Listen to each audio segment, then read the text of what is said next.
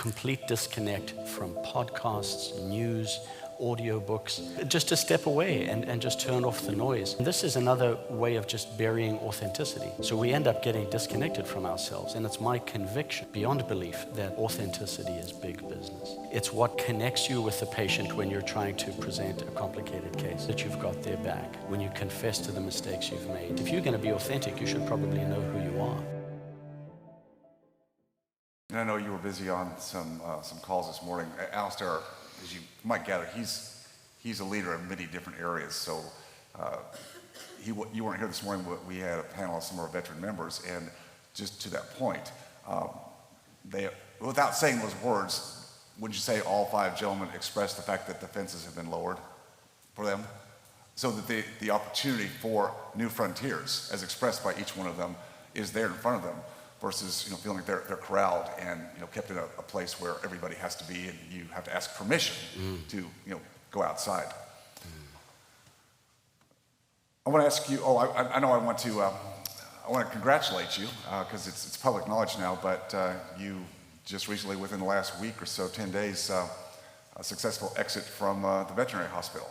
A 6-year run from starting from a very small, out-of-date, kind of a hippie run vet clinic that you purchased 6 years ago to a 6-doctor facility that you had the opportunity to make the exit. You also, as I mentioned here, that you also own a dental practice. Now, I'm just curious, where did you do your dental and veterinary training, sir? What qualifies you to do that? I can tell you exactly. It's in the southern part of Malawi where the river enters here into a block and it just comes out. So see, all those years you went to school, wrong training. Well, it's too late, but no, it's not too late. It's not too late, is it? No, unfortunately, that part of the map is now charted, so you're going to have to find your own.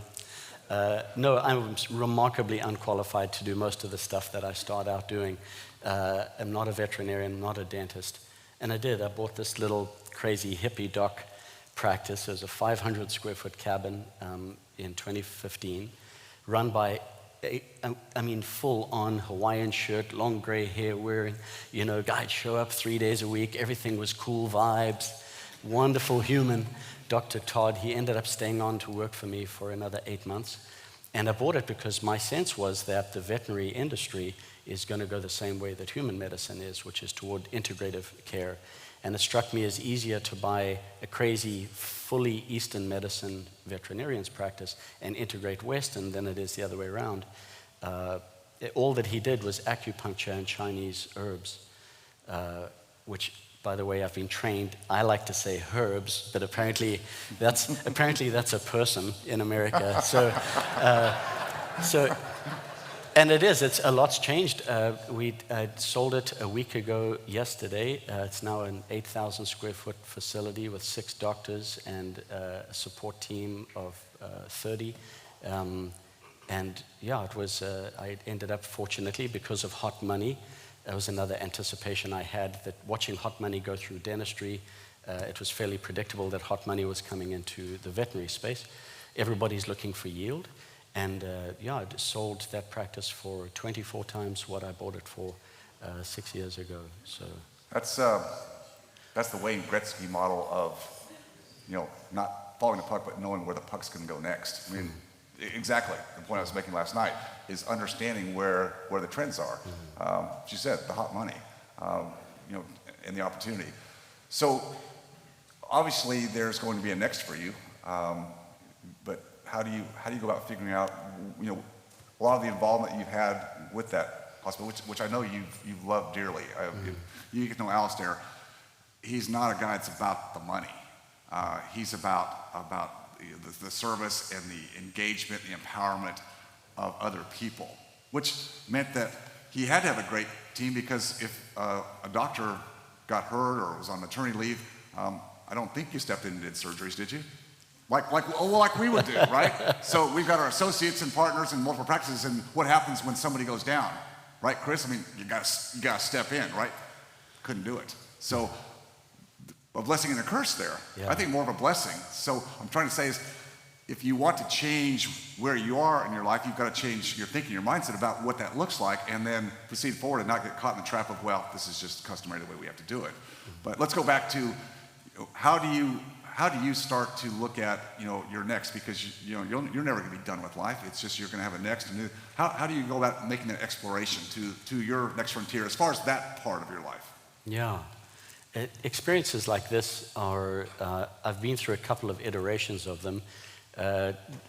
Admittedly not at this degree of scale before, but that's okay because I've never been older, never been more experienced, never been more resourceful than I am right now, just like everybody here.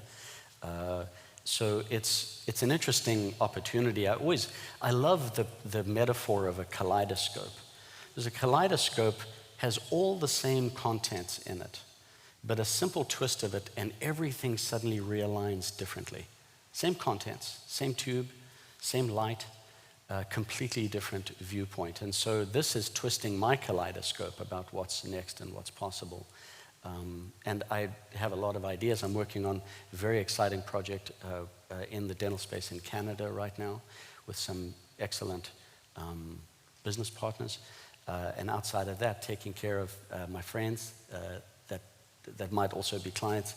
That's my focus for now. But I'm back into that white space of a different part of the map. And it's not a bad place to be, is it? No, it's so exciting. It's so exciting. You're very strong about taking time away from the grind, the busyness, the always feeling like we need to be doing, the compulsion that we all feel in particularly Western society, and you've seen the contrast, is that we just feel like we got to be doing something all the time and making this happen and being efficient, and yield and return and productivity per hour and all these metrics that we have just taken in and say this is it. Again, our panel of veteran members up here show that there are different metrics in life. So there was a question in there somewhere, so how do you help other people that are struggling with that compulsion? Just always be doing. You talk about taking time off. The integration weeks that I know with your group is something you do every quarter. Just it's a habit. It's a discipline. Yeah. Unplug. Hard to do. Super hard to do. But for those who learn to do it, and a little bit of that's happening this weekend. Those of you who came distances to be here, well, you had to kind of unplug, right? You had to make that happen. Why in your experience is that such a powerful discipline to integrate into one's life? Yeah, so once a quarter I'll take a week, call it an integration week. Some of my friends here, I force it on them as well. And it is an opportunity for us to turn all the noise off. And this is something I'd like to talk about more, is the signal and the noise. We are so convinced in the West that it's more information that we need. Is that we would get XYZ done if we just had more information, which is at its core to say that as I currently am, what I have previously experienced is not enough. It's not enough. And this sense of lack is deeply rooted in the whole notion of professionalism. We've all been told at some point in our career that we need to be professional, we need to dress professionally. You've got to have your hair a certain way, dress a certain way, use certain language. All of that at its core so that you look like Jim, Jill, Jamie. This is what you need to look like. They are acting professionally. And it's been my experience that if you're acting anything, you're disconnecting from reality and the people that you can really serve.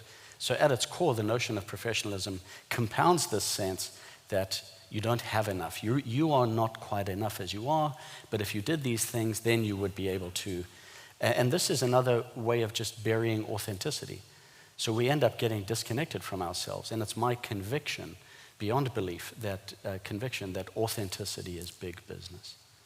It's big business. It's what connects you with the patient when you're trying to present a complicated case. It's what lets your team know that you've got their back when you confess to the mistakes you've made, the things you've gotten wrong. And so all of that comes back to finding the space. If you're going to be authentic, you should probably know who you are. That would be pretty useful, because you know who you're not. You're all of these experts that are constantly pouring information into your ears. So stepping back from that, in Integration Week, I have a certain format that I follow. Again, I foisted on some friends here in the room. Novelty of experience, or finding some frontier experience, radical self-care, a complete disconnect from podcasts, news, audiobooks. You know, I even tell my clients, don't even listen to me. In particular, don't listen to me. But just to step away and just turn off the noise. I think reminded of Nietzsche's point that a man, though in my experience, this is not gender specific, women too, a man can tolerate just about anything but sitting alone with nothing but his thoughts in an empty room. And that is what we flee from. We are terrified by the prospect of sitting alone in a room without our notifications or external validation or what have you. And I think it's very important. So once a quarter, and you know it's important because it's bloody hard to do. It's hard to do. It's hard to do. If you enjoyed watching or learning from this video, please leave a like and subscribe to my channel for more content. If you have a question about any of my content or this specific video, just please leave a comment down below. And as always, stay focused on your freedom. I'll see you next time.